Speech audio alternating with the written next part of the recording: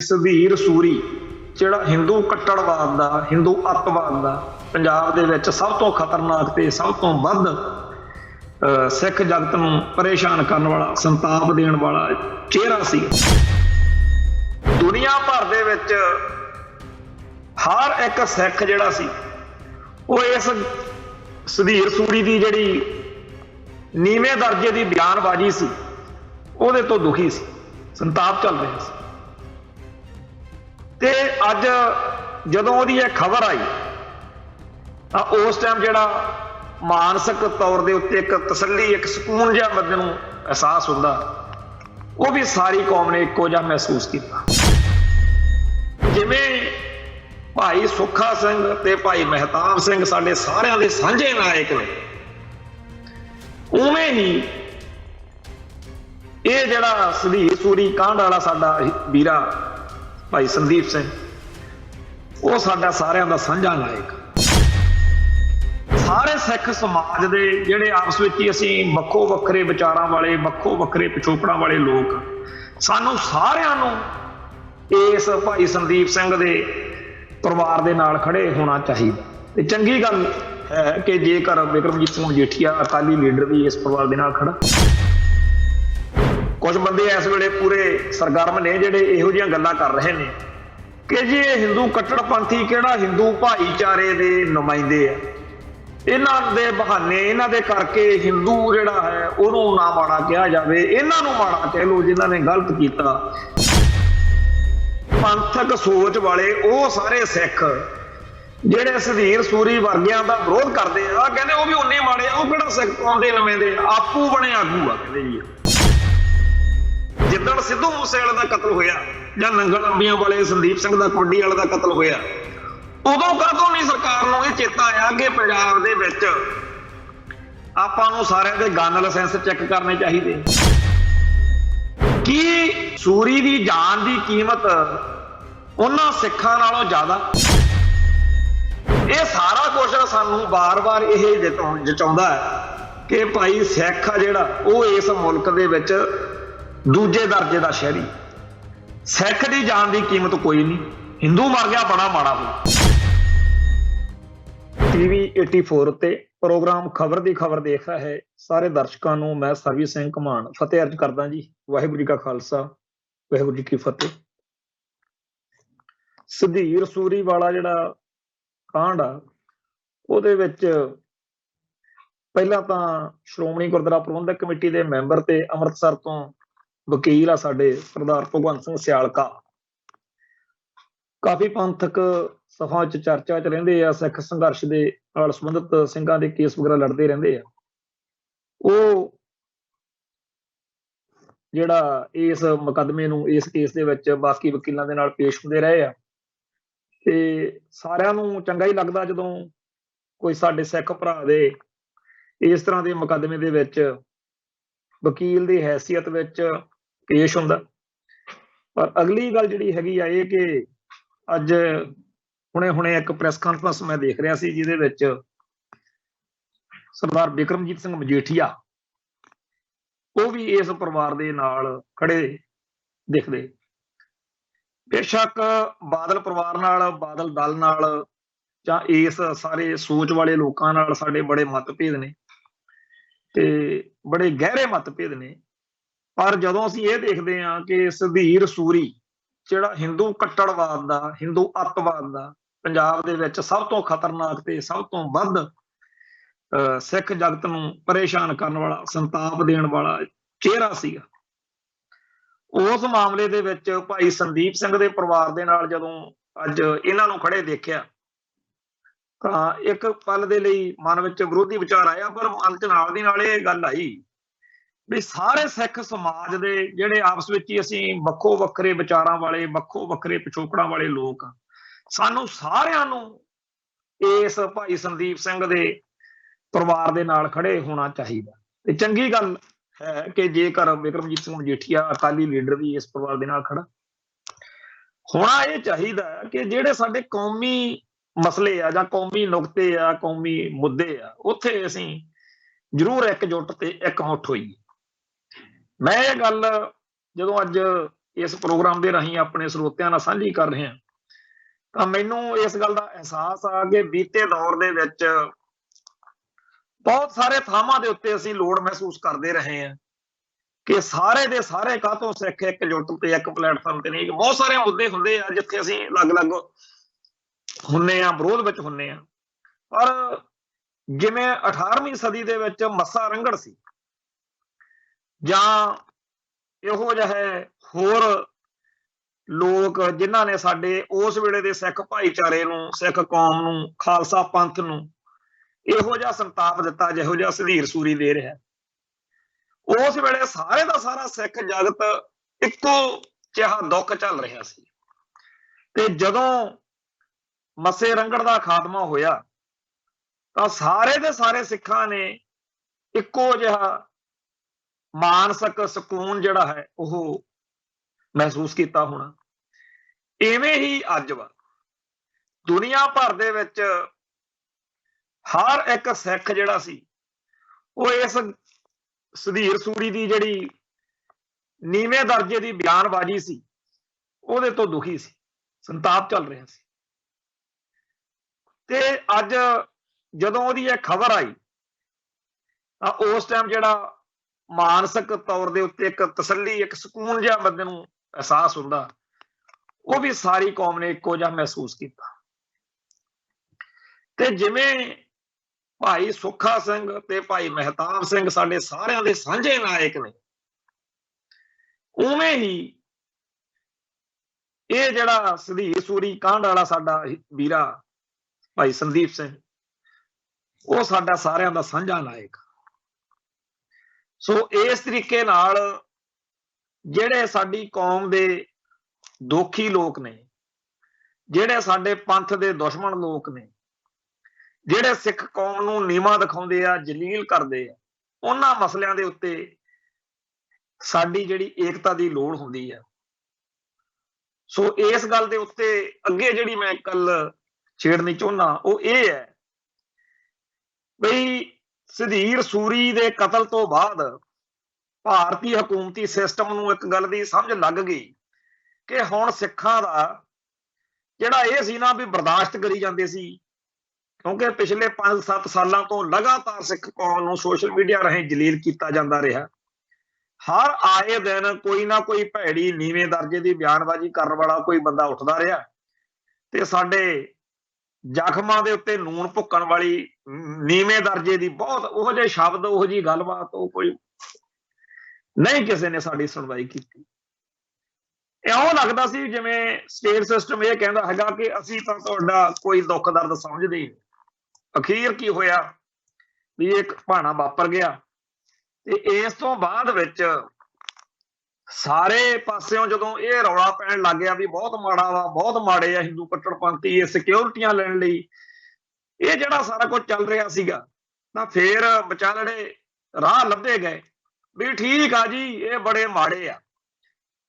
ਕੁਝ ਬੰਦੇ ਇਸ ਵੇਲੇ ਪੂਰੇ ਸਰਗਰਮ ਨੇ ਜਿਹੜੇ ਇਹੋ ਜਿਹੀਆਂ ਗੱਲਾਂ ਕਰ ਰਹੇ ਨੇ ਕਿ ਜੀ ਇਹ ਹਿੰਦੂ ਕੱਟੜਪੰਥੀ ਕਿਹੜਾ ਹਿੰਦੂ ਭਾਈਚਾਰੇ ਦੇ ਨੁਮਾਇੰਦੇ ਆ, ਇਹਨਾਂ ਦੇ ਬਹਾਨੇ, ਇਹਨਾਂ ਦੇ ਕਰਕੇ ਹਿੰਦੂ ਜਿਹੜਾ ਹੈ ਉਹਨੂੰ ਨਾ ਮਾੜਾ ਕਿਹਾ ਜਾਵੇ, ਇਹਨਾਂ ਨੂੰ ਮਾੜਾ ਕਹਿ ਲਓ ਜਿਨ੍ਹਾਂ ਨੇ ਗਲਤ ਕੀਤਾ।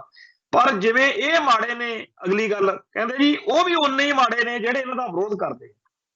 ਯਾਨੀ ਕਿ ਪੰਥਕ ਸੋਚ ਵਾਲੇ ਉਹ ਸਾਰੇ ਸਿੱਖ ਜਿਹੜੇ ਸਧੀਰ ਸੂਰੀ ਵਰਗਿਆਂ ਦਾ ਵਿਰੋਧ ਕਰਦੇ ਆ, ਕਹਿੰਦੇ ਉਹ ਵੀ ਉਨੇ ਮਾੜੇ ਆ, ਉਹ ਕਿਹੜਾ ਸਿੱਖ ਕੌਮ ਦੇ ਨੁਮਾਇੰਦੇ ਆ, ਆਪੂ ਬਣੇ ਆਗੂ ਆ। ਕਹਿੰਦੇ ਜੀ ਇਹ ਆ ਉਹ ਕਰਤੂਤ ਜਿਹੜੀ ਇਸ ਵੇਲੇ ਸਾਨੂੰ ਤੰਗ ਕਰ ਰਹੀ ਆ ਕਿ ਇਹ ਜੇ ਮੰਨ ਵੀ ਲਿਆ ਨਾ ਕਿ ਇਹ ਭੈੜੇ ਲੋਕ ਨੇ, ਮਾੜੇ ਲੋਕ ਨੇ, ਜਿਨ੍ਹਾਂ ਨੇ ਪਿਛਲੇ ਦੌਰ ਵਿੱਚ ਨੀਵੇਂ ਦਰਜੇ ਦੀਆਂ ਕਰਤੂਤਾਂ ਕੀਤੀਆਂ ਨੇ, ਤਾਂ ਅਗਲੀ ਗੱਲ ਨਾਲ ਹੀ ਜੋੜਤੀ ਵੀ ਫਿਰ ਜਿਹੜੇ ਇਹਨਾਂ ਦਾ ਵਿਰੋਧ ਕਰਦੇ ਆ ਉਹ ਵੀ ਇਹੋ ਜਿਹੇ ਨੇ। ਕਿਵੇਂ ਇਹੋ ਜਿਹੇ ਨੇ? ਬਿਲਕੁਲ ਇਹੋ ਜਿਹੇ ਨਹੀਂ ਹੈਗੇ।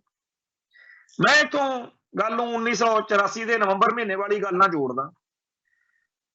ਇਹ ਗੱਲ ਅੱਗੇ ਵੀ ਕਈ ਵਾਰੀ ਮੈਂ ਸੰਗਤਾਂ ਸਾਂਝੀ ਕੀਤੀ ਆ ਵੀ ਕਿਸੇ ਸੱਜਣ ਨੇ ਗੱਲ ਜਦੋਂ ਆਖੀ ਕਿ ਜਿਹੋ ਜਿਹਾ ਨਵੰਬਰ 1984 ਦੇ ਵਿੱਚ ਦਿੱਲੀ ਤੇ ਭਾਰਤ ਦੇ ਹੋਰਨਾਂ ਸ਼ਹਿਰਾਂ 'ਚ ਕਤਲੇਆਮ ਕਰਨ ਵਾਲਿਆਂ ਦਾ ਹਿਸਾਬ ਕਿਤਾਬ ਸੀ, ਉਹੋ ਜਿਹਾ ਪੰਜਾਬ ਦੇ ਸਿੱਖਾਂ ਦਾ ਸੀ, ਜੁਝਾਰੂਆਂ ਦਾ ਸੀ। ਮੈਂ ਇਸ ਗੱਲ ਨੂੰ ਸਖਤੀ ਨਾਲ ਵਿਰੋਧ ਕੀਤਾ ਤੇ ਕਿਹਾ ਹੈ, ਸਦਾ ਹੀ ਕਿਹਾ ਬਈ ਬਿਲਕੁਲ ਉਹੋ ਜਿਹੀ ਗੱਲ ਨਹੀਂ ਸੀ। ਜੇਕਰ ਪੰਜਾਬ ਦੇ ਸਿੱਖ ਵੀ ਦਿੱਲੀ ਦੇ ਉਹਨਾਂ ਕਾਤਲ ਦਰਿੰਦਿਆਂ ਵਰਗੇ ਹੁੰਦੇ ਜਿਨ੍ਹਾਂ ਨੇ ਇੰਦਰਾ ਤੋਂ ਬਾਅਦ ਸਿੱਖਾਂ ਦਾ ਕਤਲੇਆਮ ਕੀਤਾ, ਤਾਂ ਜਿਵੇਂ ਦਿੱਲੀ ਦੇ ਵਿੱਚ ਗੁਰਧਾਮਾਂ ਨੂੰ ਅੱਗਾਂ ਲਾਈਆਂ ਗਈਆਂ, ਪੰਜਾਬ 'ਚ ਮੰਦਰਾਂ ਨੂੰ ਅੱਗਾਂ ਲੱਗਦੀਆਂ, ਜਿਵੇਂ ਦਿੱਲੀ ਦੇ ਵਿੱਚ ਆਮ ਬੇਦੋਸ਼ੇ ਸਿੱਖਾਂ ਦਾ ਕਤਲੇਆਮ ਕੀਤਾ ਗਿਆ, ਧਾਰਮਿਕ ਜਿਹੜੇ ਚਿੰਨ੍ਹ ਨੇ ਦਾੜਾ, ਕੇਸ, ਗਾਤਰੇ, ਕਿਰਪਾਨ ਵਗੈਰਾ ਦੀ ਬੇਅਦਬੀ, ਉਵੇਂ ਪੰਜਾਬ 'ਚ ਹਿੰਦੂਆਂ ਦੀ ਹੁੰਦੀ। ਜਿਵੇਂ ਆਮ ਸਿੱਖਾਂ ਦੇ ਗਲਾਂ 'ਚ ਟਾਇਰ ਪਾਏ ਗਏ, ਪੰਜਾਬ 'ਚ ਵੀ ਗਲਾਂ 'ਚ ਟਾਇਰ ਪੈਂਦੇ। ਜਿਵੇਂ ਉੱਥੇ ਆਮ ਸਿੱਖ ਬੱਚੀਆਂ ਨੂੰ ਬੇਪਤ ਕੀਤਾ ਗਿਆ, ਪੰਜਾਬ 'ਚ ਹਿੰਦੂ ਬੱਚਿਆਂ ਨੂੰ ਬੇਪਤ ਕੀਤਾ ਜਾਂਦਾ। ਜਿਵੇਂ ਉੱਥੇ ਗੁਰੂ ਗ੍ਰੰਥ ਸਾਹਿਬ ਦੇ ਪਾਵਨ ਸਰੂਪਾਂ ਦੀ ਬੇਅਦਬੀ ਹੋਈ ਆ, ਤਾਂ ਪੰਜਾਬ ਦੇ ਵਿੱਚ ਫਿਰ ਗੀਤਾ ਜਾਂ ਹੋਰ ਹਿੰਦੂ ਗ੍ਰੰਥਾਂ ਦੀ ਬੇਅਦਬੀ ਹੋਈ। ਪਰ 1 ਨਵੰਬਰ ਤੋਂ ਲੈ ਕੇ 5 ਨਵੰਬਰ ਤੱਕ ਜੋ ਕੁਝ ਦਿੱਲੀ 'ਚ ਵਾਪਰਿਆ, ਉਹ 10 ਨਵੰਬਰ ਤੱਕ ਪੰਜਾਬ ਦੇ ਸਾਡੇ ਹਰ ਪਿੰਡ, ਹਰ ਘਰ 'ਚ ਗੱਲ ਪਹੁੰਚ ਗਈ ਸੀ ਵੀ ਸਾਡੇ ਨਾਲ ਉੱਥੇ ਆਹ ਕੁਝ ਹੋਇਆ।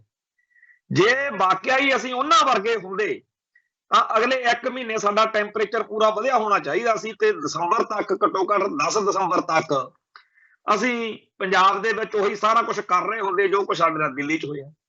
ਤੇ ਮੈਂ ਚੈਲੰਜ ਹਮੇਸ਼ਾ ਹੀ ਕਰਦਾ ਰਿਹਾ ਕਿ ਲਿਆਓ ਕੋਈ ਇਹੋ ਜਿਹਾ ਉਦਾਹਰਨ, ਕੋਈ ਸਬੂਤ, ਕੋਈ ਪ੍ਰੂਫ, ਕੋਈ ਗਵਾਹੀ ਕਿ ਸਾਡੇ ਪੰਜਾਬ ਦੇ ਸਿੱਖਾਂ ਨੇ ਜਾਂ ਸਿੱਖ ਜੁਝਾਰੂਆਂ ਨੇ ਕਿਸੇ ਮੰਦਰ ਦੀ ਬੇਹੁਰਮਤੀ ਕੀਤੀ ਹੋਵੇ, ਕਿਸੇ ਹਿੰਦੂ ਗ੍ਰੰਥ ਦੀ ਬੇਹੁਰਮਤੀ ਕੀਤੀ ਹੋਵੇ, ਕਿਸੇ ਹਿੰਦੂ ਨੂੰ ਗਲੀ ਗਵਾਂਢ ਦੇ ਨੂੰ ਤੰਗ ਪਰੇਸ਼ਾਨ ਕੀਤਾ ਹੋਵੇ, ਜਾਂ ਕਿਸੇ ਹਿੰਦੂ ਬੀਬੀ ਨੂੰ। ਅਸੀਂ ਇੱਥੇ ਜਾਣਦੇ ਸੀ ਕਿ ਸਾਡਾ ਜਿਹੜਾ ਮੱਥਾ ਲੱਗਿਆ ਹੋਇਆ ਉਹ ਦਿੱਲੀ ਦੇ ਵਿੱਚ ਵਸਦੇ ਆ, ਉਹਨਾਂ ਸਾਡੇ ਇੱਥੋਂ ਬੰਦੇ ਗਏ ਦਿੱਲੀ ਜਾ ਕੇ, ਉਹ ਜਿਹੜੀ ਦੋਸ਼ੀ ਕੌਣ ਹੈ ਵਾਲੀ ਕਿਤਾਬ, ਉਹਦੇ ਆਧਾਰ ਦੇ ਉੱਤੇ ਜਿਹੜੀ ਰਿਪੋਰਟ ਬਣੀ ਸੀ, ਫਿਰ ਉੱਥੇ ਜ਼ਰੂਰ ਕਾਰਵਾਈਆਂ ਹੋਈਆਂ। ਪਰ ਇੱਥੇ ਨਹੀਂ ਵੀ ਐਵੇਂ ਗਲੀ ਦੇ ਵਿੱਚ ਜਿਹੜਾ ਹੈਗਾ ਕੋਈ ਵਿਚਾਰਾ ਰੇਹੜੀ ਲਾਉਂਦਾ ਜਾਂ ਕੋਈ ਹੋਰ ਗਰੀਬ ਪਰਿਵਾਰ ਆ ਵੀ ਉਹਨੂੰ ਘੇਰ ਕੇ ਬਹਿ ਜਾਓ, ਅਸੀਂ ਬਿਲਕੁਲ ਉਵੇਂ ਨਹੀਂ ਹੈਗੇ। ਤਾਂ ਇਹ ਗੱਲ ਦੇ ਸਾਹਮਣੇ ਬਹੁਤ ਵਾਰੀ ਮੈਂ ਦੇਖਿਆ ਕਿ ਬੰਦੇ ਚੁੱਪ ਜੇ ਕਰ ਜਾਂਦੇ ਆ, ਗੱਲ ਨਹੀਂ ਆਉਂਦੀ ਕਿ ਵਾਕਿਆ ਹੀ ਜੋ ਕੁਝ ਦਿੱਲੀ 'ਚ ਕੀਤਾ ਗਿਆ, ਜਿਨ੍ਹਾਂ ਨੇ ਕੀਤਾ, ਪੰਜਾਬ ਵਿੱਚ ਉਵੇਂ ਨਹੀਂ ਹੋਇਆ। ਇਹ ਹੁਣ ਸਾਡੀ ਧਰਤੀ ਦਾ, ਸਾਡੇ ਧਾਰਾਂ ਦਾ, ਸਾਡੇ ਬੰਦਿਆਂ ਦਾ, ਸਾਨੂੰ ਸਾਡੇ ਬਜ਼ੁਰਗਾਂ ਦੀ ਦਿੱਤੀ ਹੋਈ ਮੱਤ ਦਾ ਨਤੀਜਾ ਕਿ ਅਸੀਂ ਫਿਰਕੂ ਨਹੀਂ ਹੈਗੇ। ਅਸੀਂ ਉਹ ਧਰਮ ਨਿਰਪੱਖ, ਸੈਕੂਲਰ ਜਾਂ ਇਦਾਂ ਦੇ ਸ਼ਬਦਾਂ ਦੀ ਆੜ ਊੜ ਜੀ ਤਾਂ ਨਹੀਂ ਕਦੇ ਲੈਂਦੇ, ਨਾ ਸਾਨੂੰ ਇਹ ਸ਼ੋਸ਼ੇਬਾਜ਼ੀਆਂ ਜੀਆਂ ਕਦੇ ਚੰਗੀਆਂ ਲੱਗਦੀਆਂ ਨੇ। ਪਰ ਸਾਡਾ ਗੁਰੂ ਪਾਤਸ਼ਾਹ ਵੱਲੋਂ ਜੋ ਫਲਸਫਾ ਉਹ ਹੈ ਹੀ ਏਦਾਂ ਦਾ। ਜਦੋਂ ਅਸੀਂ ਗੁਰ ਇਤਿਹਾਸ ਤੇ ਜਾਂ ਉਸ ਤੋਂ ਬਾਅਦ ਬਾਬਾ ਬੰਦਾ ਸਿੰਘ ਬਹਾਦਰ ਵੇਲੇ ਜਾਂ ਸਿੱਖ ਮਿਸਲਾਂ ਵੇਲੇ, ਸਿੱਖ ਰਿਆਸਤਾਂ ਵੇਲੇ ਕਦੇ ਵੀ ਕਿਸੇ ਨਾਲ ਅਸੀਂ ਇਸ ਤਰੀਕੇ ਨਾਲ ਕਮਿਊਨਲ ਸੋਚ ਦੇ ਤਹਿਤ ਫਿਰਕੂ ਵਿਤਕਰੇਬਾਜ਼ੀ ਨਾ ਕੀਤੀ ਅਤੇ ਨਾ ਅੱਜ ਕਰ ਸਕਦੇ। ਅੱਜ ਵੀ ਕਿੰਨਾ ਵੀ ਮਾੜਾ ਹੋ ਜਾਵੇ, ਅਸੀਂ ਕਿਸੇ ਮੰਦਰ ਦੀ ਜਾਂ ਆਮ ਹਿੰਦੂ ਦੀ ਐਵੇਂ ਬੇਇੱਜ਼ਤੀ ਕਰਨਾ ਨਹੀਂ ਸਾਡੇ ਆਇਆ ਹੈਗਾ, ਸਾਨੂੰ ਇਹ ਆਉਂਦਾ ਹੀ।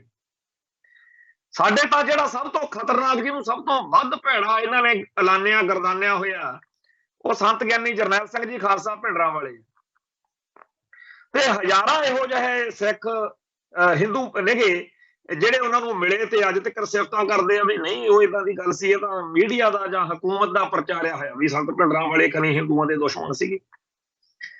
ਸੋ ਇਸ ਮਾਹੌਲ ਦੇ ਵਿੱਚ ਜਿਹੜਾ ਸਭ ਤੋਂ ਸਾਨੂੰ ਨੁਕਤਾ ਫੜਨ ਦੀ ਲੋੜ ਆ ਉਹ ਇਹ ਹੈ ਕਿ ਜਦੋਂ ਅੱਜ ਸਾਰੀ ਦੁਨੀਆ ਦੇ ਸਾਹਮਣੇ ਇਹ ਪ੍ਰੂਫ ਹੋ ਗਿਆ ਕਿ ਹਿੰਦੂ ਅੱਤਵਾਦੀ ਜਿਹੜੇ ਨੇ, ਹਿੰਦੂ ਕੱਟੜਪੰਥੀ ਜਿਹੜੇ ਨੇ, ਵੀ ਉਹ ਬਹੁਤ ਨੀਮ, ਕਿਉਂਕਿ ਜਦੋਂ ਵੀਡੀਓਜ਼ ਪਾ ਕੇ ਲੋਕਾਂ ਨੇ, ਕਿਉਂਕਿ ਪਹਿਲਾਂ ਜਦੋਂ ਸੂਰੀ ਦਾ ਕਤਲ ਹੋਇਆ ਮਰੇ ਬੰਦੇ ਨਾਲ ਹਮਦਰਦੀ ਹੋ ਜਾਂਦੀ ਆ, ਇੱਕਦਮ ਉਹਦੇ ਹੱਕ ਦੇ ਵਿੱਚ ਲੋਕਾਂ ਨੂੰ ਬੁਲਵਾਉਣ ਦੀ ਰਵਾਇਤ ਜੀ, ਕਵੈਤ ਜੀ ਕੀਤੀ ਗਈ।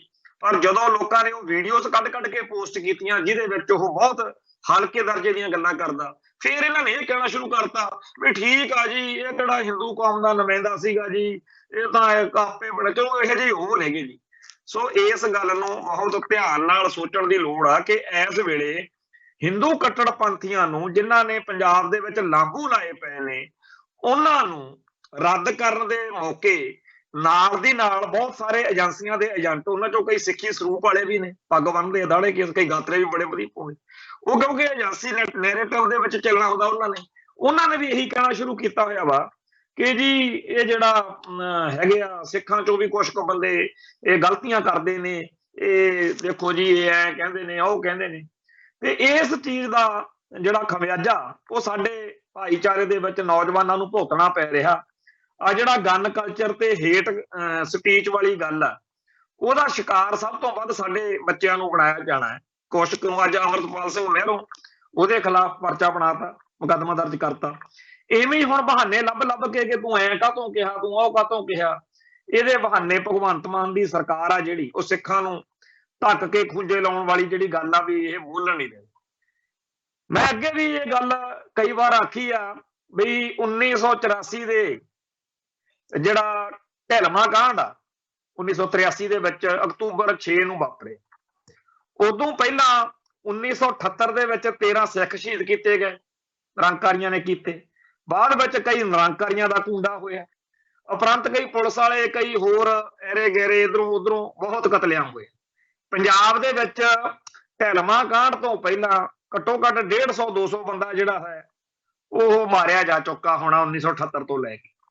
ਪਰ ਚਾਹੇ ਉਹ ਸਿੱਖ ਸੀ ਜਿਹੜੇ ਨਿਰੰਕਾਰੀਆਂ ਹੱਥੋਂ ਸ਼ਹੀਦ ਹੋਏ, ਚਾਹੇ ਕੋਈ ਪੁਲਿਸ ਵਾਲਾ ਸੀ, ਚਾਹੇ ਉਹ ਨਰਕਧਾਰੀਏ ਸੀ, ਇਹ ਸਾਰਿਆਂ ਦਾ ਦਰਦ ਦਿੱਲੀ ਨੂੰ ਬਿਲਕੁਲ ਨਹੀਂ ਹੋਇਆ। ਦਿੱਲੀ ਨੂੰ ਤਕਲੀਫ ਕਿੱਦਣ ਹੋਈ? ਜਿੱਦਣ 6 ਹਿੰਦੂ ਜਿਹੜੇ ਸੀ ਉਹ ਢਿਲਮਾ ਕਾਂਡ ਦੇ ਵਿੱਚ ਮਾਰੇ ਗਏ, ਉਪਰੰਤ ਜਦ ਹੀ ਸਰਕਾਰ ਡਿਸਮਿਸ ਹੋ ਗਈ। ਜਿਹੜੇ ਪਹਿਲਾਂ ਸਿੱਖ ਮਾਰੇ ਜਾ ਰਹੇ ਸੀ, ਕੀ ਉਹਨਾਂ ਦੀ ਜਾਨ ਦੀ ਕੀਮਤ ਇਹਨਾਂ ਨਾਲੋਂ ਘੱਟ ਸੀ?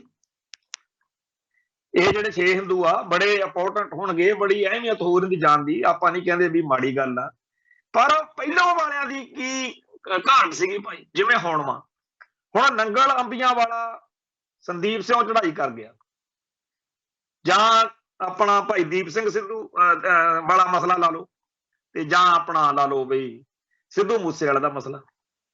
ਚਲੋ ਆਪਾਂ ਦੀਪ ਸਿੱਧੂ ਵਾਲਾ ਦਿੱਲੀ ਦਾ ਕਾਂਡ ਆ ਉਹਨੂੰ ਵੱਖਰਾ ਰੱਖ ਲਓ ਇੱਕ ਪੁਆਇੰਟ ਲਈ, ਇੱਕ ਨੁਕਤੇ ਲਈ। ਪਰ ਜਿੱਦਣ ਸਿੱਧੂ ਮੂਸੇ ਵਾਲੇ ਦਾ ਕਤਲ ਹੋਇਆ ਜਾਂ ਨੰਗਲ ਅੰਬੀਆਂ ਵਾਲੇ ਸੰਦੀਪ ਸਿੰਘ ਦਾ ਕਬੱਡੀ ਵਾਲੇ ਦਾ ਕਤਲ ਹੋਇਆ, ਉਦੋਂ ਕਾਹਤੋਂ ਨਹੀਂ ਸਰਕਾਰ ਨੂੰ ਇਹ ਚੇਤਾ ਆਇਆ ਕਿ ਪੰਜਾਬ ਦੇ ਵਿੱਚ ਆਪਾਂ ਨੂੰ ਸਾਰਿਆਂ ਦੇ ਗਨ ਲਾਇਸੈਂਸ ਚੈੱਕ ਕਰਨੇ ਚਾਹੀਦੇ? ਕੀ ਸੰਦੀਪ ਸੂਰੀ ਦੀ ਜਾਨ ਦੀ ਕੀਮਤ ਉਹਨਾਂ ਸਿੱਖਾਂ ਨਾਲੋਂ ਜ਼ਿਆਦਾ? ਮੈਂ ਇਹ ਕਹਿੰਦਾ ਕਿ ਜੇ ਸੰਦੀਪ ਸੂਰੀ ਵਾਲਾ ਕੰਮ ਨਾ ਹੁੰਦਾ ਤਾਂ ਅੱਜ ਵੀ ਨਾ ਕਿਸੇ ਨੂੰ ਗਨ ਲਾਇਸੈਂਸ ਚੈੱਕ ਕਰਨ ਦੀ ਲੋੜ ਮਹਿਸੂਸ ਹੋਣੀ ਸੀ, ਨਾ ਕੋਈ ਹੋਰ ਜਿਹੜਾ ਸੀਗਾ ਵੀ ਹੇਟ ਸਪੀਚ। ਇਹ ਸਾਰਾ ਕੁਝ ਸਾਨੂੰ ਬਾਰ-ਬਾਰ ਇਹ ਜਤਾਉਂਦਾ ਹੈ ਕਿ ਭਾਈ ਸਿੱਖ ਆ ਜਿਹੜਾ ਉਹ ਇਸ ਮੁਲਕ ਦੇ ਵਿੱਚ ਦੂਜੇ ਦਰਜੇ ਦਾ ਸ਼ਹਿਰੀ ਹੈ। ਸਿੱਖ ਦੀ ਜਾਨ ਦੀ ਕੀਮਤ ਕੋਈ ਨਹੀਂ। ਹਿੰਦੂ ਮਰ ਗਿਆ ਬੜਾ ਮਾੜਾ ਹੋ ਗਿਆ, ਹਿੰਦੂ ਜਿਹੜਾ ਹੈ ਉਹਦੀ ਜਾਨ ਦੀ ਕੀਮਤ ਬਹੁਤ ਜ਼ਿਆਦਾ। ਸੋ ਇਹ ਜਿਹੜਾ ਸਾਰਾ ਕੁਝ ਆ ਉਹ ਇਸ ਵੇਲੇ ਸਾਨੂੰ ਮਹਿਸੂਸ ਕਰਨ ਦੀ ਲੋੜ ਆ ਕਿ ਜਿਨ੍ਹਾਂ ਨੂੰ ਆਦਤ ਪਈ ਹੋਈ ਆ, ਕਬੱਲੀ ਬੁਰਕੀ ਪਈ ਹੋਈ ਆ, ਉਹਨਾਂ ਨੇ ਹਮੇਸ਼ਾ ਹੀ ਸਿੱਖੀ ਅਤੇ ਸਿੱਖਾਂ ਦੇ ਖਿਲਾਫ ਭੁਗਤਣਾ ਹੁੰਦਾ। ਪਰ ਸਾਨੂੰ ਇਸ ਗੱਲ ਦਾ ਚੇਤਾ ਹੋਣਾ ਚਾਹੀਦਾ ਕਿ ਆਪਾਂ ਹਰ ਮੌਕੇ ਆਪਦੀ ਕੌਮ ਦਾ ਪੱਖ, ਸਾਡਾ ਨਜ਼ਰੀਆ ਕੀ ਹੋਣਾ ਚਾਹੀਦਾ, ਅਸੀਂ ਸਿੱਖ ਪਰਸਪੈਕਟਿਵ ਤੋਂ ਸੋਚੀਏ। ਅਸੀਂ ਕਿਉਂ ਦੇਖੀਏ ਕਿ ਦਿੱਲੀ ਕੀ ਕਹਿੰਦੀ ਆ ਜਾਂ ਇੰਡੀਆ ਕੀ ਕਹਿੰਦਾ ਜਾਂ ਹਿੰਦੂ ਕੀ ਕਹਿੰਦਾ। ਸਾਨੂੰ ਤਾਂ ਇਹ ਪਤਾ ਹੋਣਾ ਚਾਹੀਦਾ ਵੀ ਸਿੱਖ ਪੱਖ ਕੀ ਆ, ਸਿੱਖ ਨਜ਼ਰੀਆ ਕੀ ਆ, ਸਿੱਖ ਨੈਰੇਟਿਵ ਕੀ ਆ। ਜਿਵੇਂ ਹੁਣ ਦਰਬਾਰ ਸਾਹਿਬ ਹੈ, ਦਰਬਾਰ ਸਾਹਿਬ ਨੂੰ ਜਾਂਦੇ ਹੋਏ ਰਸਤੇ ਆ ਜਿਹੜੇ ਉਹਦੇ ਉੱਤੇ ਕਬਜ਼ਾ ਕਰਕੇ ਬਹੁਤ ਸਾਰੇ ਦੁਕਾਨਦਾਰ ਬੈਠੇ ਆ ਤੇ ਬਹੁਤੇ ਜ਼ਿਆਦਾ ਜਿਹੜੇ ਨੇ ਉਹ ਗੈਰ ਸਿੱਖ ਨੇ, ਹਿੰਦੂ ਨੇ। ਉਹ ਬੀੜੀਆਂ, ਸਿਗਰਟ, ਤੰਬਾਕੂ ਤੇ ਹੋਰ ਵਰਜਿਤ ਚੀਜ਼ਾਂ ਵੀ ਰੱਖਦੇ ਆ। ਹੋਰ ਵੀ ਕਈ ਉੱਥੇ ਆ ਪਿੱਛੇ ਜੇ ਇੱਕ ਚਿੱਟੇ ਦੇ ਕਰਕੇ, ਚਿੱਟਾ ਵੇਚਣ ਵਾਲਿਆਂ ਦੀ ਗੱਲ ਦੇ ਵਿੱਚ ਇੱਕ ਕਤਲ ਹੋ ਗਿਆ ਜਿਹਦੇ ਚ ਇੱਕ ਸਿੱਖ ਨੌਜਵਾਨ ਜਿਹੜਾ ਹੋਟਲ ਤੇ ਕੰਮ ਕਰਦਾ, ਗਰੀਬ ਮੁੰਡਾ, ਉਹ ਫੜ ਕੇ ਅੰਦਰ ਦੇਤਾ। ਇਹੋ ਜਿਹਾ ਕੁਝ ਬੜਾ ਚੱਲ ਰਿਹਾ। ਹੁਣ ਜੇਕਰ ਸੋਚਿਆ ਜਾਵੇ ਤਾਂ ਜਿੰਨੀ ਇਸ ਵੇਲੇ ਅੰਮ੍ਰਿਤਸਰ ਸ਼ਹਿਰ ਨੂੰ ਜਾਂ ਦਰਬਾਰ ਸਾਹਿਬ ਦੇ ਦਰਸ਼ਨਾਂ ਨੂੰ ਸੰਗਤ ਆਉਣ ਲੱਗ ਪਈ ਹੈ, ਚਾਹੀਦਾ ਇਹ ਹੈਗਾ ਕਿ ਦਰਬਾਰ ਸਾਹਿਬ ਨੂੰ ਸੈਂਟਰ 'ਚ ਰੱਖ ਕੇ ਆਲੇ ਦੁਆਲੇ 1-1 ਕਿਲੋਮੀਟਰ ਦੇ ਵਿੱਚ ਸਭ ਕੁਝ ਜਿਹੜਾ ਹੈ ਉਹਨੂੰ ਵਿਹੜਾ ਕਰਾ ਲੈਣਾ ਚਾਹੀਦਾ। ਆਉਣ ਵਾਲੇ ਸਮੇਂ ਦੇ ਹਿਸਾਬ ਨਾਲ ਕੋਈ ਉੱਥੇ ਨਵੀਂ ਬਿਲਡਿੰਗ ਨਹੀਂ ਬਣਨੀ ਚਾਹੀਦੀ। ਜਿਹੜੀਆਂ ਇਤਿਹਾਸਕ ਅਹਿਮੀਅਤ ਵਾਲੀਆਂ ਚੀਜ਼ਾਂ ਨੇ ਉਹਨਾਂ ਨੂੰ ਰੱਖ ਕੇ ਬਾਕੀ ਸਾਰੇ ਕਾਸੇ ਨੂੰ ਪਲੇਨ ਮੈਦਾਨ ਬਣਾ ਲੈਣਾ ਚਾਹੀਦਾ। ਦੁਕਾਨਾਂ ਜਾਂ ਹੋਰ ਸਾਰਾ ਕੁਝ ਜਿਹੜਾ ਹੈ ਇਹ ਤਾਰਾਂ ਵਾਲੇ ਪੁਲ ਤੋਂ ਲੈ ਕੇ ਗੋਲਡਨ ਗੇਟ ਦੇ ਵਿਚਾਲੇ ਬਹੁਤ ਵੱਡੀ ਇੱਕ ਇਮਾਰਤ, ਵੱਡੀ ਬਿਲਡਿੰਗ, ਉੱਥੇ ਦੁਕਾਨਾਂ ਇਹਨਾਂ ਨੂੰ ਮੁਆਵਜ਼ਾ ਦੇ ਕੇ ਬਣਾ ਦੇਣੀਆਂ ਚਾਹੀਦੀਆਂ। ਇਸ ਸਾਰੇ ਇਲਾਕੇ ਨੂੰ ਵਿਹਲਾ ਕਰਨਾ ਚਾਹੀਦਾ। ਤੇ ਜਦੋਂ ਵੀ ਕੋਈ ਬੰਦਾ ਦਰਬਾਰ ਸਾਹਿਬ ਆਵੇ ਉਹਨੂੰ ਇੱਥੇ ਜਿੰਨੀ ਔਖ ਹੁੰਦੀ ਆ, ਦੁਨੀਆ ਭਰ ਦਾ ਭਿਖਾਰੀ ਇਕੱਠਾ ਕਰਤਾ, ਬਾਕੀ ਜਿਹੜਾ ਥਾਂ ਬਚਿਆ ਹੋਇਆ ਉੱਥੋਂ ਦੀ ਲੰਘਣ ਲਈ ਉੱਥੇ ਥਾਂ ਥਾਂ ਦੇ ਉੱਤੇ ਫੜੀਆਂ ਲਾ ਕੇ ਲੋਕ ਬੈਠੇ ਆ। ਤੇ ਉਹ ਬਦਤਮੀਜੀ ਤੇ ਬਦਤਮੀਜੀ ਬਦਮਾਸ਼ੀ ਬੜੀ ਹੈ। ਬਹੁਤ ਔਖ ਜੀ ਵਾਲਾ ਉੱਥੇ ਮਾਹੌਲ, ਆਲੇ ਦੁਆਲੇ ਕੋਈ ਗੱਡੀ ਮੋਟਰ ਲਾਉਣੀ ਹੋਵੇ, ਕਿਸੇ ਨੇ ਜਾਣਾ ਹੋਵੇ, ਉਹ ਸਾਰੇ ਕਾਸੇ ਦਾ ਇਲਾਜ ਕਰਨ ਦੀ ਬਜਾਏ ਇਸ ਚੀਜ਼ ਨੂੰ ਸ਼ਹਿ ਦਿੱਤੀ ਗਈ। ਤੇ ਜਦੋਂ ਹੁਣ ਲੋਕ ਤੰਗ ਆ ਗਏ ਤਾਂ ਜਦੋਂ ਇਸ ਗੱਲ ਦੇ ਖਿਲਾਫ ਕੱਲ ਉੱਥੇ ਫੇਰਾ ਤੋਰਾ ਕੀਤਾ ਗਿਆ, ਲੋਕਾਂ ਨੂੰ ਸਮਝਾਇਆ ਗਿਆ ਵੀ ਭਾਈ ਇਹ ਚੀਜ਼ ਗਲਤ ਹੈ, ਤਾਂ ਹੋਇਆ ਕੀ ਆ ਕਿ ਉੱਥੇ ਦੁਕਾਨਦਾਰ ਜਿਹੜੇ ਆ ਉਹ ਰਸਤੇ ਦੇ ਵਿੱਚ ਧਰਨਾ ਦੇਣ ਬਹਿ ਗਏ। ਦੇਖੋ ਕਮਾਲ ਦੀ ਗੱਲ ਇਹ ਆ ਕਿ ਇਹ ਸਿੱਖ ਧਰਮ ਦਾ ਇੱਕ ਇਹੋ ਜਿਹਾ ਸ਼ਹਿਰ ਆ, ਸਥਾਨ ਆ ਦਰਬਾਰ ਸਾਹਿਬ, ਜਿੱਥੇ ਸਿੱਖ ਚਾਹੁੰਦਾ ਕਿ ਜਦੋਂ ਆਈਏ ਸਾਰੇ ਰਸਤੇ ਦੇ ਵਿੱਚ ਸਾਨੂੰ ਕਿਸੇ ਚੀਜ਼ ਦਾ ਸਰਦਾ ਤੇ ਸਤਿਕਾਰ ਜਿਹੜੀ ਇੰਨੀ ਮਨ ਚ ਕੋਈ ਔਖ ਨਾ ਆਵੇ। ਹੁਣ ਜਿਹੜੀਆਂ ਚੀਜ਼ਾਂ ਔਖ ਪੈਦਾ ਕਰਦੀਆਂ ਨੇ ਉਹਨਾਂ ਨੂੰ ਪਹਿਲਾਂ ਤਾਂ ਸਰਕਾਰ ਖੁਦ ਦੇਖੇ, ਪਰ ਸਰਕਾਰ ਨੇ ਤਾਂ ਕੀ ਦੇਖਣਾ। ਉੱਥੇ ਇਹ ਭਾਈਚਾਰੇ ਦੇ ਲੋਕ ਆ ਜਿਹੜੇ ਇਹ ਵੱਧ ਤੋਂ ਵੱਧ ਤਕਲੀਫ ਪੈਦਾ ਕਰਦੇ। ਕਿਉਂ? ਕਿਉਂਕਿ ਮਨ ਵਿੱਚੋਂ ਖੁੰਦਕ, ਜਿਹੜੀ ਮੈਂ ਅੱਗੇ ਕਈ ਵਾਰ ਗੱਲ ਆਖੀ ਆ ਕਿ ਆਲੇ ਦੁਆਲੇ ਇੰਨੇ ਕੁ ਮੰਦਿਰ ਬਣਾ ਦਿੱਤੇ ਆ ਕਿ ਆਉਂ ਆ ਕੇ ਮੰਦਿਰਾਂ ਦੇ ਵਿਚਾਲੇ ਇੱਕ ਹਰਮੰਦਰ ਸਾਹਿਬ, ਦਰਬਾਰ ਸਾਹਿਬ। ਸੋ ਇਹ ਜਿਹੜੀਆਂ ਉਹਨਾਂ ਦੀਆਂ ਚਾਲਾਂ ਨੇ, ਇਹਨਾਂ ਨੂੰ ਸਮਝਣ ਦੀ ਲੋੜ। ਉਹਨਾਂ ਨੂੰ ਚੰਗੀ ਤਰ੍ਹਾਂ ਪਤਾ ਕਿ ਇਹ ਅਸੀਂ ਕਿਉਂ ਕਰ ਰਹੇ ਹਾਂ, ਪਰ ਸਾਡੇ ਬੰਦਿਆਂ ਨੂੰ ਨਹੀਂ ਪਤਾ ਹੈਗਾ ਵੀ ਇਹ ਚੀਜ਼ਾਂ ਕਿਉਂ ਹੋ ਰਹੀਆਂ। ਸਾਡੇ ਬੰਦੇ ਇਹਨਾਂ ਦੇ ਹੱਕ ਵਿੱਚ ਭੁਗਤਣ ਨੂੰ ਸਕਿੰਟ ਲਾਉਂਦੇ। ਸਾਡੇ ਬੰਦੇ ਇਹਨਾਂ ਦੀ ਗੱਲ ਸੁਣ ਕੇ ਵੀ ਠੀਕ ਹੋਣੀਆਂ ਜੀ ਗੱਲ, ਜਦੋਂ ਕਿ ਹਕੀਕਤ ਇਹ ਹੈ ਕਿ ਉਹ ਸਿੱਖ ਕੌਮ ਨੂੰ ਨੀਵਾਂ ਦਿਖਾਉਣ ਲਈ, ਸਿੱਖਾਂ ਨੂੰ ਸੰਤਾਪ ਦੇਣ ਲਈ, ਸਿੱਖਾਂ ਦੀਆਂ ਮੁਸ਼ਕਲਾਂ ਵਧਾਉਣ ਦੇ ਲਈ ਕਦੇ ਕੋਈ ਮੌਕਾ ਖੰਝਾਉਂਦੇ ਨਹੀਂ। ਤੇ ਸਾਡੇ ਬੰਦੇ ਉਹਨਾਂ ਦੀ ਗੱਲ ਚ ਆ ਜਾਂਦੇ। ਸਾਡੇ ਆਲੇ ਦੁਆਲੇ ਦੇਖੋ ਤੁਸੀਂ ਧਿਆਨ ਧਰ ਕੇ, ਆ ਹੁਣੇ ਭਾਈ ਕੁਲਵਿੰਦਰਜੀਤ ਸਿੰਘ ਖਾਨਪੁਰ ਦੀ ਚਰਚਾ ਹੋ ਰਹੀ ਆ, ਉਹਨੂੰ ਸਿੰਗਾਪੁਰ ਤੋਂ ਕਹਿੰਦੇ ਫੜ ਕੇ ਲਿਆਂਦਾ, ਹੁਣ ਇੱਥੇ ਪੇਸ਼ ਕਰ ਲਿਆ। ਇਵੇਂ ਹੀ ਸਾਡੇ ਹੋਰ ਕੌਮ ਦੇ ਬਹੁਤ ਸਾਰੇ ਨੌਜਵਾਨ ਨੇ ਜਿਨ੍ਹਾਂ ਨੂੰ ਲੱਭ ਲੱਭ ਕੇ ਅੱਡ ਅੱਡ ਮੁਲਕਾਂ ਵਿੱਚੋਂ ਫੜ ਕੇ ਲਿਆ ਕੇ ਇੱਥੇ ਉਹਨਾਂ ਨੂੰ ਜੇਲ੍ਹਾਂ 'ਚ ਸੁੱਟਿਆ ਜਾ ਰਿਹਾ। ਅਸੀਂ ਕਹਿੰਦੇ ਆ ਸਾਡੇ ਜੇਲ੍ਹਾਂ ਤੇ ਨਜ਼ਰਬੰਦ ਸਿੰਘ ਰਿਹਾ ਕਰੋ, ਪਰ ਸਾਡੀ ਕੌਮ ਦੀ ਗੱਲ ਸੁਣਨ ਦੀ ਥਾਂ ਸਾਨੂੰ ਚੁਣਾਉਣ ਦੇ ਲਈ ਸਾਰੀ ਦੁਨੀਆ ਨੂੰ ਪਤਾ। ਪਰ ਇੰਡੀਅਨ ਸਟੇਟ ਸਿਸਟਮ ਦੇਖੋ ਕੀ ਕਹਿ ਰਿਹਾ ਕਿ ਜੀ ਉਹਦਾ ਹੱਕ ਬਣਦਾ ਸਰਸੇ ਵਾਲੇ ਦਾ। ਜੇ ਕੋਈ ਅਦਾਲਤ ਵਿੱਚ ਗਿਆ ਤਾਂ ਅਦਾਲਤ ਨੇ ਸੁਣਵਾਈ ਨਹੀਂ ਕੀਤੀ। ਸਿੱਖਾਂ ਨੂੰ ਸਾਨੂੰ ਕਿੱਡਾ ਭਾਰੀ ਬਹੁਤ ਤਰੱਦਦ ਕਰਨਾ ਪਿਆ, ਮੋਰਚਾ ਲਾਉਣਾ ਪਿਆ ਜੇਲ੍ਹਾਂ 'ਚ ਨਜ਼ਰਬੰਦ ਸਿੰਘਾਂ ਦੀ ਪੈਰੋਲ ਸ਼ੁਰੂ ਕਰਨ ਦੇ ਲਈ। ਅੱਜ ਵਿਰਸਾ ਸਿੰਘ ਬਲਟੋਹਾ ਬੋਲ ਰਿਹਾ ਸੀਗਾ, ਅਖੇ ਜੀ ਉਹ ਅਸੀਂ ਪੈਰੋਲਾਂ ਸ਼ੁਰੂ ਕੀਤੀਆਂ। ਭਾਈ ਤੁਸੀਂ ਕਿੱਥੇ ਕੀਤੀਆਂ? ਉਹਦਾ ਸੰਗਤ ਨੇ ਕਰਵਾਈਆਂ। ਧੰਨਵਾਦ ਆ ਭਾਈ ਗੁਰਬੰਦ ਸਿੰਘ ਖਾਲਸਾ ਦਾ, ਭਾਈ ਸੂਰਤ ਸਿੰਘ ਖਾਲਸਾ ਦਾ, ਹੋਰ ਸਾਰੀ ਖਾਲਸਾ ਪੰਥ ਦਾ, ਸਿੱਖ ਕੌਮ ਦਾ ਧੰਨਵਾਦ ਆ ਜਿਨ੍ਹਾਂ ਨੇ ਉਹਨਾਂ ਦਿਨਾਂ ਦੇ ਵਿੱਚ ਏਡੇ ਭਾਰੀ ਮੋਰਚੇ ਦਾ ਉਹ ਸਾਰਾ ਆਪਾਂ ਨੂੰ ਚੇਤੇ ਆ ਵੀ ਕੀ ਕੁਝ ਹੋਇਆ। ਤੇ ਅੱਜ ਇਹ ਕਲੇਮ ਲੈਣ ਬੈਠੇ ਨੇਗੇ ਕਿ ਜੀ ਅਸੀਂ ਸਾਡੇ ਵੇਲੇ ਸ਼ੁਰੂ ਹੋਈਆਂ। ਤੁਸੀਂ ਕਿੱਥੇ? ਤੁਹਾਡਾ ਉਦੋਂ ਸਰਦਾਰ ਸੁਖਬੀਰ ਸਿੰਘ ਬਾਦਲ ਮਤਾਂ ਦਿੰਦੇ ਹੁੰਦੇ ਸੀਗੇ ਕਿ ਜੀ ਇਹ ਹੋ ਹੀ ਨਹੀਂ ਸਕਦਾ। ਸੋ ਜਿਹੜਾ ਜੇਲ੍ਹਾਂ 'ਚ ਨਜ਼ਰਬੰਦ ਸਿੰਘਾਂ ਦੇ ਬਾਰੇ ਆ ਉੱਥੇ ਵਿਤਕਰੇ ਨੇ, ਅਗਲਿਆਂ ਦੀ ਪੈਰੋਲ ਮਿੰਟੋ ਮਿੰਟੀ ਸ਼ੁਰੂ ਹੋ ਜਾਂਦੀ ਹੈ, ਜਿਹੜੇ ਭਾਰਤੀ ਹਕੂਮਤੀ ਤੰਤਰ ਨੂੰ ਸੂਤ ਵਹਿਦੇ ਆ। ਤੇ ਜਿਹੜੇ ਸਾਡੇ ਭਰਾ ਨੇ ਉਹਨਾਂ ਦੀ ਕੋਈ ਸੁਣਵਾਈ ਨਹੀਂ, ਕੋਈ ਗੱਲ ਨਹੀਂ। ਜੇ ਖਾਲਿਸਤਾਨ ਦੀ ਗੱਲ ਆ, ਹੁਣ ਇੱਕ ਪਾਸੇ ਸਾਡੀ ਕੌਮ ਦੇ ਸਿਆਣੇ ਤੇ ਸੂਝਵਾਨ ਜਿਹੜੇ ਸੱਜਣ ਨੇ ਉਹ ਕਲਪਦੇ ਫਿਰਦੇ ਆ ਵੀ ਜੇ ਸਿੱਖਾਂ ਨੇ ਨਸਲਕੁਸ਼ੀ ਤੋਂ ਬਚਣਾ ਤਾਂ ਸਿੱਖਾਂ ਨੂੰ ਆਪਦਾ ਆਜ਼ਾਦ ਕੌਮੀ ਘਰ ਚਾਹੀਦਾ।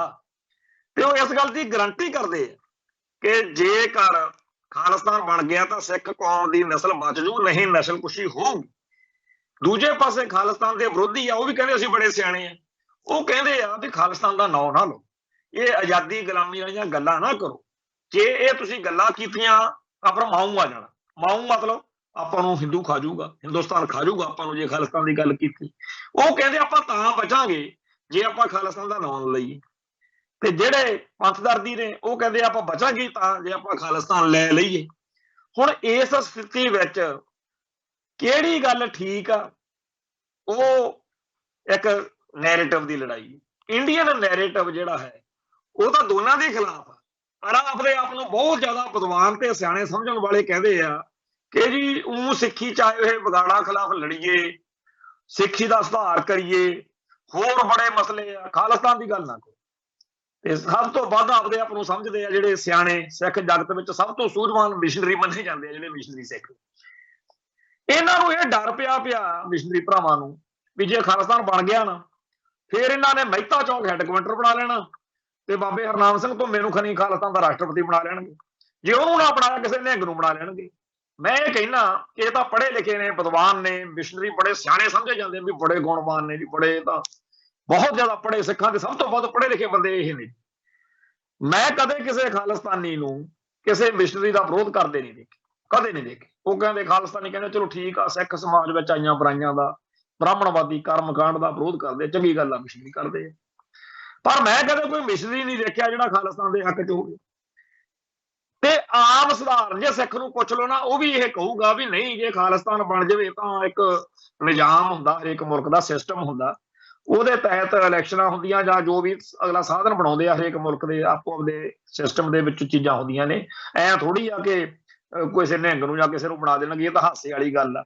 ਉਹ ਆਮ ਸਧਾਰਨ ਜੇ ਬੰਦਿਆਂ ਨੂੰ ਵੀ ਜਿਹੜੀ ਗੱਲ ਦੀ ਕਲੀਅਰਿਟੀ ਆ, ਸਮਝ ਆ, ਉਹ ਇਹ ਬਹੁਤ ਜ਼ਿਆਦਾ ਵਿਦਵਾਨ ਤੇ ਪੜ੍ਹੇ ਲਿਖੇ ਸੱਜਣ ਜਿਹੜੇ ਨੇ ਇਹੋ ਜਿਹੀਆਂ ਗੱਲਾਂ ਕਰਦੇ ਆ ਕਿ ਲੋਕਾਂ ਦੇ ਮਨਾਂ ਵਿੱਚ ਇਹ ਵਿਚਾਰ ਪਾਉਣਾ ਚਾਹੁੰਦੇ ਆ ਕਿ ਖਾਲਿਸਤਾਨ ਬੜੀ ਮਾੜੀ ਗੱਲ, ਕੌਮ ਦੀ ਆਜ਼ਾਦੀ ਦੀ ਗੱਲ ਕਰਨੀ ਬੜੀ ਮਾੜੀ ਗੱਲ। ਹੁਣ ਇਹਨਾਂ ਨੂੰ ਇਹ ਡਰ ਬੜਾ ਪਿਆ ਹੋਇਆ ਵੀ ਜੇਕਰ ਖਾਲਿਸਤਾਨ ਬਣ ਗਿਆ ਨਾ, ਜਿਹੜੀ ਸਾਡੇ ਵਾਲੀ ਸੋਚ ਵਾਲੇ ਆ ਕੰਮ, ਉਹ ਤਾਂ ਫਿਰ ਖਤਮ ਹੀ ਹੋ ਜੂ।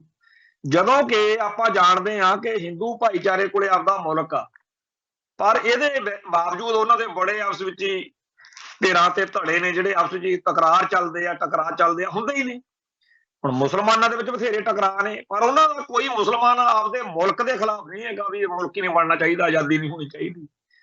ਈਸਾਈਆਂ ਦੇ ਬੜੇ ਧੜੇ ਤੇ ਧਿਰਾਂ ਹੋਣਗੇ, ਪਰ ਕੋਈ ਈਸਾਈ ਇਹ ਥੋੜੀ ਕਹੂਗਾ ਵੀ ਸਾਰੇ ਮੁਲਕ ਸਾਡੇ ਜਿਹੜੇ ਖਤਮ ਹੋਣੇ ਚਾਹੀਦੇ। ਇਕੱਲੇ ਸਾਡੀ ਕੌਮ ਦੇ ਵਿੱਚ ਇਹ ਬਿਮਾਰੀ ਆ ਵੀ ਦਲੀਲਾਂ ਤੇ ਬਹਾਨੇ ਲੱਭ ਕੇ ਆਪਦੀ ਕੌਮ ਦੇ ਖਿਲਾਫ, ਆਪਦੀ ਕੌਮ ਦੇ ਆਜ਼ਾਦੀ ਦੇ ਖਿਲਾਫ ਭੁਗਤਿਆ ਜਾ ਰਿਹਾ। ਮੈਂ ਇਹ ਗੱਲ ਤੋਂ ਹੈਰਾਨ ਆ ਔਰ ਪਰੇਸ਼ਾਨ ਆ ਕਿ ਸਾਡੀ ਕੌਮ ਨੂੰ ਆਜ਼ਾਦੀ ਦੇ ਖਿਲਾਫ ਇੰਨੀਆਂ ਦਲੀਲਾਂ, ਬਹਾਨੇ, ਤਰਕ ਲੱਭਣ ਲਈ ਮਿਹਨਤ ਕਿੰਨੀ ਕਰਨੀ ਪੈ ਰਹੀ ਹੈ। ਖਾਲਿਸਤਾਨ ਦੇ ਖਿਲਾਫ ਜੇਕਰ ਕੋਈ ਕੌਮੀ ਵਿਰੋਧੀ ਹੋਵੇ, ਪੰਥ ਦਾ ਦੁਸ਼ਮਣ ਹੋਵੇ ਤਾਂ ਹੋਵੇ, ਪਰ ਆਪਦੇ ਆਪ ਨੂੰ ਸਭ ਤੋਂ ਸਿਆਣੇ ਤੇ ਸੂਝਵਾਨ ਕਹਾਉਣ ਵਾਲੇ ਮਿਸ਼ਨਰੀ ਵੀ ਵਿਰੋਧ ਭੁਗਤ ਰਹੇ ਨੇ। ਮਿਸ਼ਨਰੀਆਂ ਨੂੰ ਤਾਂ ਇਹ ਚਾਹੀਦਾ ਵੀ ਉਹ ਸਭ ਤੋਂ ਵੱਧ ਖਾਲਿਸਤਾਨ ਦੇ ਹੱਕ ਵਿੱਚ ਪੜ੍ਹੇ ਲਿਖੇ ਨੇ, ਉਹ ਕਾਇਲ ਹੋਣ, ਸਮਝਣ ਖਾਲਿਸਤਾਨੀਆਂ ਤੋਂ ਤੇ ਪ੍ਰਚਾਰ ਕਰਨ, ਤੇ ਜਦੋਂ ਕੱਲ ਕਲਾਂ ਨੂੰ ਖਾਲਿਸਤਾਨ ਬਣ ਜਾਵੇ ਉਦੋਂ ਉਹ ਸਭ ਤੋਂ ਵੱਧ ਵਧੀਆ ਤਰੀਕੇ ਨਾਲ ਖਾਲਿਸਤਾਨ ਦੇ ਸਿਸਟਮ ਦੇ ਵਿੱਚ ਕੰਮ ਆਉਣ। ਪਰ ਨਹੀਂ, ਉਹਨਾਂ ਨੇ ਇੱਕ ਨਗਾਤੀ ਉਪਰੋਂ ਫੜਿਆ ਹੋਇਆ ਵੀ ਖਾਮੋਸ਼ੀ ਦੇ ਨਾਲ, ਸਹਿਜਤਾ ਦੇ ਨਾਲ ਮਾਹੌਲ ਸਿਰਜੋ ਕਿ ਹਰ ਬੰਦਾ ਖਾਲਿਸਤਾਨ ਦੇ ਖਿਲਾਫ ਭੁਗਤ ਜਾਵੇ। ਇਹ ਜਿਹੜਾ ਸਾਰਾ ਸਿਸਟਮ ਹੈ, ਇਹਦੇ ਵਿੱਚ ਆਪਣੀ ਕੌਮ ਨੂੰ ਮੈਂ ਬਹੁਤ ਹੀ ਜ਼ਿਆਦਾ ਸੈਂਸਿਟਿਵ ਤੇ ਕਸੂਤੇ ਮੋੜ ਤੇ ਖੜੀ ਦੇਖਦਾ। ਬਹੁਤ ਸਾਰੀਆਂ ਗੱਲਾਂ ਇਹੋ ਜਿਹੀਆਂ ਵਾਪਰ ਰਹੀਆਂ ਨੇ ਜਿਨ੍ਹਾਂ ਤੋਂ ਆਸ ਬਣਦੀ ਹੈ, ਜਿਨ੍ਹਾਂ ਤੋਂ ਉਮੀਦ ਬਣਦੀ ਹੈ, ਜਿਨ੍ਹਾਂ ਤੋਂ ਚੰਗਾ ਲੱਗਦਾ, ਜਿਨ੍ਹਾਂ ਤੋਂ ਦਿਖਦਾ ਕਿ ਪੰਥ ਕੋਲੇ, ਕੌਮ ਕੋਲੇ ਬੜਾ ਕੁਛ ਆ ਜਿਹਦੇ ਕਰਕੇ ਮਨ ਨੂੰ ਉਤਸ਼ਾਹ ਆਉਂਦਾ।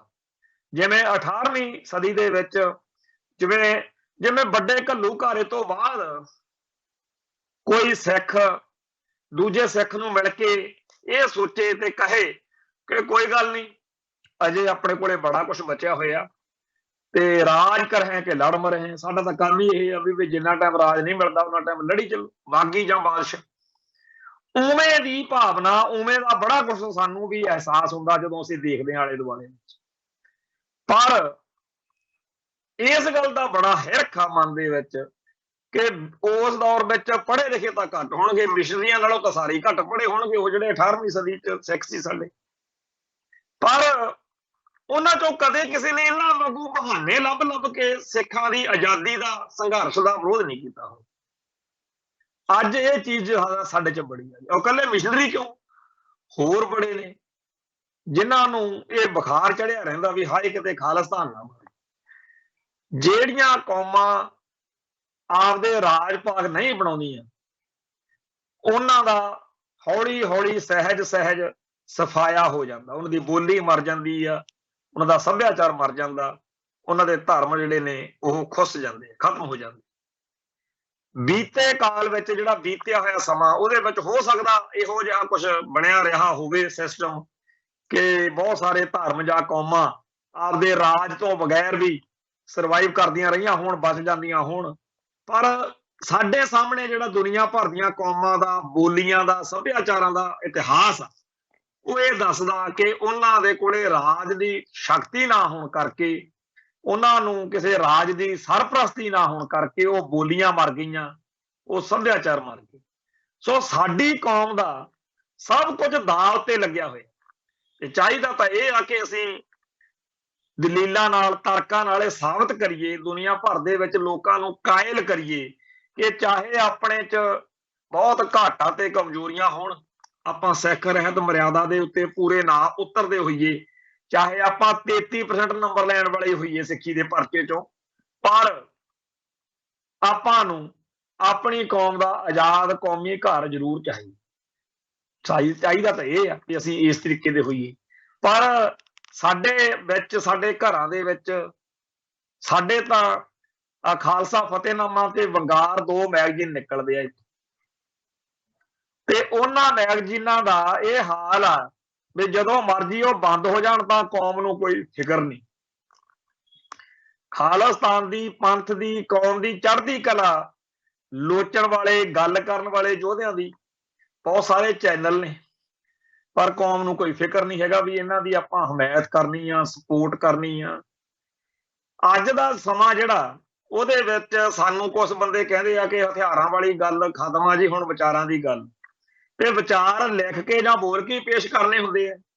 ਤੇ ਫਿਰ ਕੌਮਾਂ ਜਿਹੜੀਆਂ ਨੇ ਉਹਨਾਂ ਦੀ ਸਿਆਣਪ ਇਸੇ ਗੱਲ 'ਚ ਹੋਣੀ ਚਾਹੀਦੀ ਆ ਵੀ ਜਿਹੜੇ ਮੈਗਜ਼ੀਨ, ਜਿਹੜੇ YouTube ਚੈਨਲ ਪੰਥ ਦੀ ਗੱਲ ਕਰਦੇ ਆ, ਕੌਮ ਦੀ ਆਜ਼ਾਦੀ ਦੀ ਗੱਲ ਕਰਦੇ ਆ, ਉਹਨਾਂ ਦੀ ਹਮਾਇਤ ਕੀਤੀ ਜਾਵੇ, ਸਪੋਰਟ ਕੀਤੀ ਜਾਵੇ।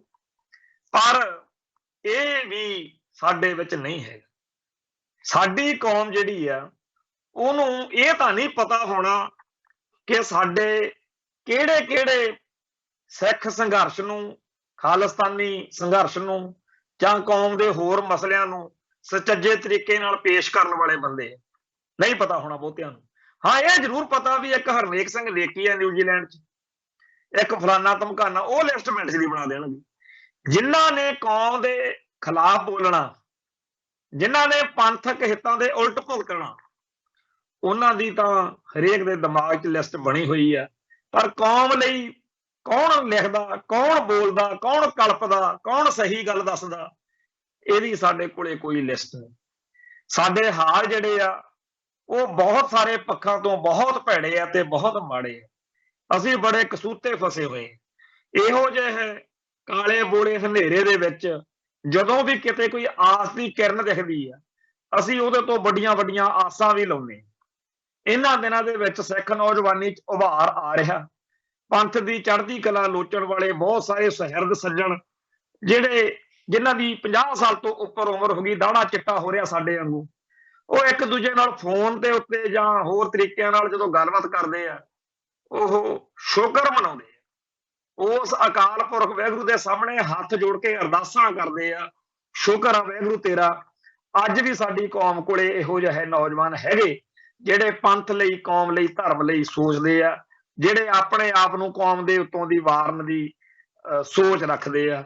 ਤੇ ਦੂਜੇ ਪਾਸੇ ਉਹ ਲੋਕ ਨੇ ਜਿਨ੍ਹਾਂ ਦਾ ਇੱਕ ਲਕਤੀ ਪ੍ਰੋਗਰਾਮ ਆ ਕਿ ਕੌਮ ਦੀ ਚੜ੍ਹਦੀ ਕਲਾ ਲੋਚਣ ਵਾਲੇ, ਖਾਲਿਸਤਾਨ ਦੀ ਗੱਲ ਕਰਨ ਵਾਲਿਆਂ ਦੇ ਖਿਲਾਫ ਮਾਹੌਲ ਸਿਰਜਣਾ, ਉਹਨਾਂ ਦੇ ਰਾਹ 'ਚ ਕੰਡੇ ਖਿਲਾਰਨੇ ਆ ਤੇ ਲੋਕਾਂ ਦੇ ਮਨਾਂ 'ਚ ਗੱਲ ਪਾਉਣੀ ਆ ਕਿ ਖਾਲਿਸਤਾਨ ਦੀ ਗੱਲ ਨਾ ਕਰਿਓ, ਮਾਊ ਆ ਜਾਊਗਾ। ਮਾਊ ਸਾਡੇ ਪਿੰਡਾਂ 'ਚ ਜਦੋਂ ਨਿਆਣੇ ਨਿੱਕੇ ਹੁੰਦੇ ਸੀ ਉਹਨਾਂ ਨੂੰ ਡਰਾਉਣ ਲਈ ਮਾਈਆਂ ਕਹਿੰਦੀਆਂ ਹੁੰਦੀਆਂ ਸੀਗੀਆਂ, ਮਾਊ ਆ ਜਾਊਗਾ, ਨਹੀਂ ਤਾਂ ਫਿਰ ਨਹਾ ਲਾ ਚੁੱਪ ਕਰਕੇ, ਤੇ ਨਿਆਣੇ ਨੇ ਡਰ ਜਾਣਾ। ਹੁਣ ਸਾਡੀ ਕੌਮ ਨੂੰ ਪੂਰੀ ਨੂੰ ਡਰਾਇਆ ਜਾ ਰਿਹਾ ਕਿ ਖਾਲਿਸਤਾਨ ਦੀ ਗੱਲ ਨਾ ਕਰਿਓ, ਗੁਲਾਮੀ ਆਜ਼ਾਦੀ ਦੀ ਗੱਲ ਨਾ ਕਰਿਓ, ਮਾਰੇ ਜਾਓਗੇ, ਮਾਊ ਆ ਜਾਊਗਾ। ਭਾਈ ਉਹ ਮਾਊ ਨੇ ਵੈਸੇ ਵੀ ਆ ਜਾਣਾ। ਆ ਜਿਹੜੇ 1984 ਦੇ ਨਵੰਬਰ ਮਹੀਨੇ 'ਚ ਸਾਰੇ ਭਾਰਤ 'ਚ ਕਤਲ ਹੋਏ ਨੇ, ਉਹਨਾਂ ਲਈ ਮਾਊ ਆ ਹੀ ਗਿਆ। ਉਹ ਕਿਹੜਾ ਖਾਲਿਸਤਾਨ ਦਾ ਝੰਡਾ ਚੱਕੀ ਫਿਰਦੇ ਸੀ, ਉਹ ਕਿਹੜਾ ਸੰਤ ਗਿਆਨੀ ਜਰਨੈਲ ਸਿੰਘ ਜੀ ਖਾਲਸਾ ਭਿੰਡਰਾਂ ਵਾਲਿਆਂ ਦੇ ਜਾਂ ਕਿਸੇ ਬੱਬਰ ਖਾਲਸਾ ਦੇ ਜਾਂ ਕਿਸੇ ਹੋਰ ਸਿੱਖ ਜੁਝਾਰੂ ਲਹਿਰ ਦੇ ਸਮਰਥਕ ਸੀ। ਉਹਨਾਂ ਦਾ ਸਿੱਖ ਹੋਣਾ ਦੋਸ਼ ਸੀ ਇੰਡੀਆ ਦੀ ਨਜ਼ਰ 'ਚ, ਤੇ ਇਹ ਦੋਸ਼ ਅੱਜ ਸਾਡੇ ਸਾਰਿਆਂ ਦਾ।